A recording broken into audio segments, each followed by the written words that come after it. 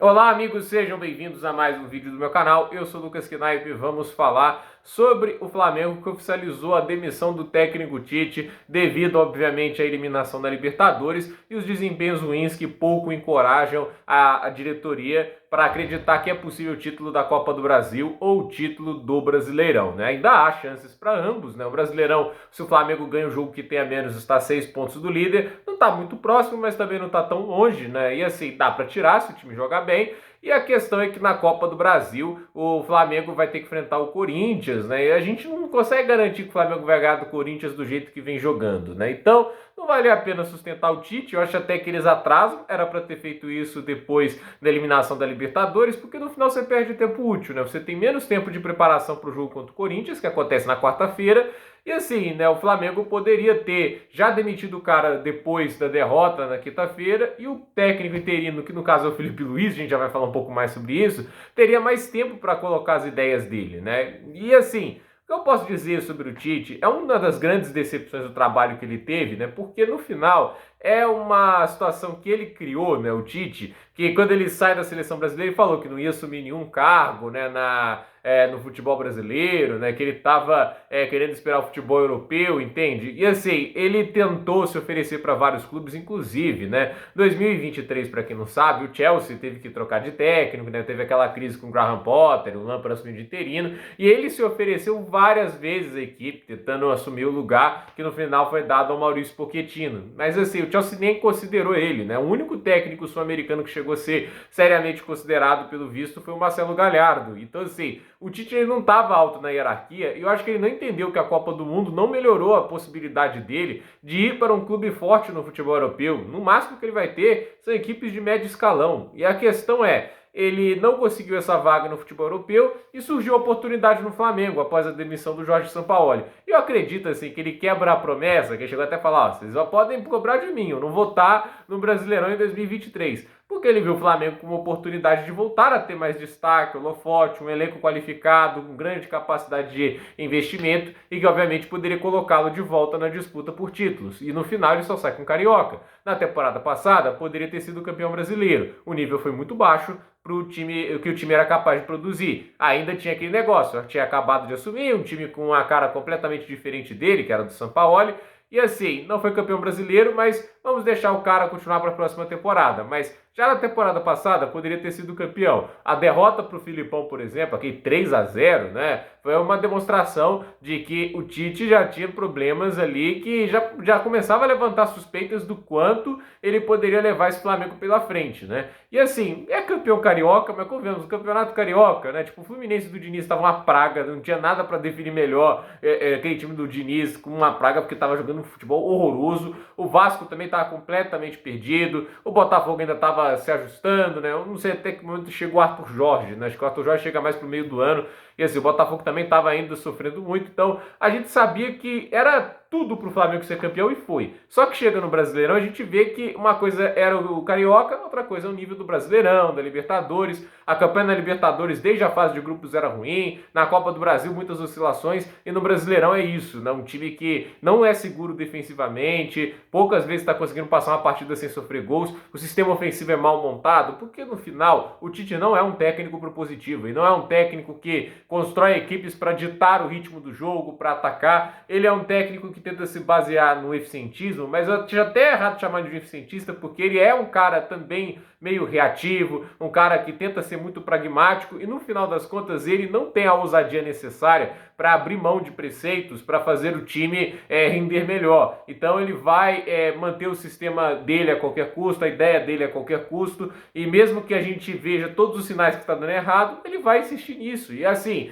para mim, o fracasso do Tite se justifica por um simples motivo. Ele ficou parado no tempo do que era em 2015. Quando ele é lá campeão brasileiro com o Corinthians pela última vez, ele está lá em cima, mas olha o nível do futebol brasileiro lá, o nível dos técnicos, da qualidade dos trabalhos. É assim, o nível era tão baixo que ele se destacava. Aí ele vai para a seleção, até consegue aqui na América do Sul ganhar muitos jogos, mas chega na Copa do Mundo, eu vou falar a verdade, o Brasil em nenhuma Copa jogou algo assim pra gente falar, nossa, o Brasil tá jogando muito. Em nenhum momento me falou, é futebol de campeão. Não era. Tanto é que chegava contra o primeiro grande ameaça e caía.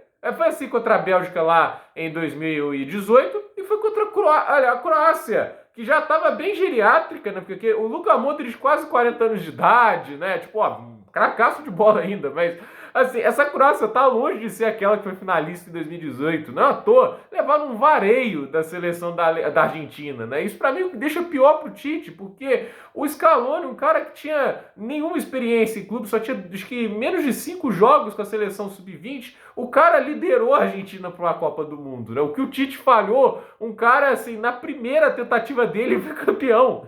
Então, assim, é um negócio que é um paralelo muito cruel. E aí, quando ele volta pro futebol brasileiro, não é o futebol brasileiro mais dos Mano Menezes, do Cuca, do Filipão e desses técnicos. É o brasileirão do Abel Ferreira, é o brasileirão do Vojvoda, é o brasileirão também do Arthur Jorge. Ele levou 4-1 do Botafogo do Arthur Jorge, foi um vareio de futebol. A gente está vendo que o nível do futebol brasileiro, taticamente, virou algo muito mais alto do que era antes. Isso é uma coisa que a gente tem que comemorar, para a gente ver que o futebol brasileiro hoje é muito mais bem jogado, muito mais organizado. E assim, essa tendência de buscar técnicos estrangeiros não deve parar, porque no final, olha o que a gente tem essa temporada. 4 semifinalistas da Libertadores, a gente tem 2 times brasileiros, nenhum comandado por um brasileiro. Os 4 times são comandados ou por argentinos ou portugueses. Aí você vai para... acho que o Agui é uruguaio, né? Agora me corrija aí depois. Mas são só técnicos que não são brasileiros, né? Na Copa do Brasil, 2 técnicos são estrangeiros, os 3 líderes do Brasileirão são estrangeiros.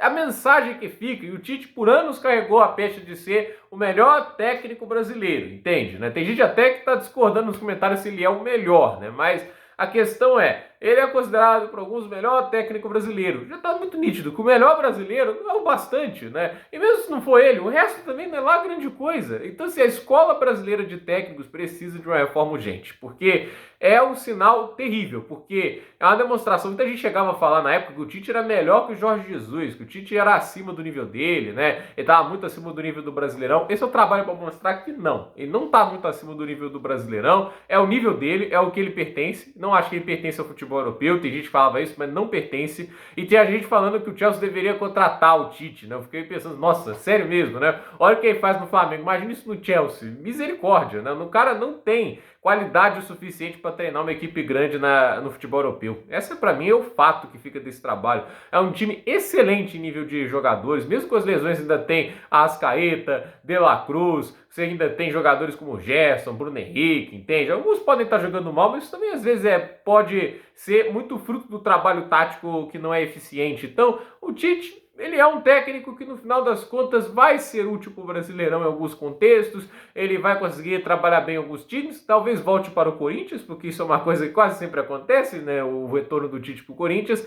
E assim, é isso. É um trabalho que deixa muito a desejar, até pelas expectativas criadas, mas também não dá para ficar totalmente chocado. Eu não tinha garantia de que ele ia dar certo, eu nunca achei ele um técnico tão diferenciado ao ponto de falar que ele ia dominar o Brasileirão, igual o Jorge Jesus fez. Agora, Felipe Luiz como técnico, um sinal também dessa diretoria, né? Tipo, o cara tá começando agora o trabalho dele, né? Como o técnico da equipe sub-20 do Flamengo, né? Tá começando agora os primeiros passos da carreira como técnico, vai ter o Flamengo para treinar, né? Do jeito que a gente tá vendo tanto técnico, jogador se dando bem na Europa, vai que aqui não dá certo, né? Já que tivemos lá o Vincent Kompany agora no Bayern de Munique, o Xabi Alonso no Bayer Leverkusen, entre outros nomes, né? A gente teve o Daniel De Rossi treinando a Roma há pouco tempo atrás, acabou demitido porque brigou lá com a dirigência da equipe, né? E assim, a gente está vendo que existem muitos nomes que eram ex-jogadores virando técnico e se dando muito bem. Isso quer dizer que o Felipe Luiz vai seguir esse caminho? Não sabemos, porque a gente também teve muitos nomes grandes se dando mal. Steven Gerrard, Frank Lampard, eles não se deram tão bem assim, né? Tiveram seus momentos, mas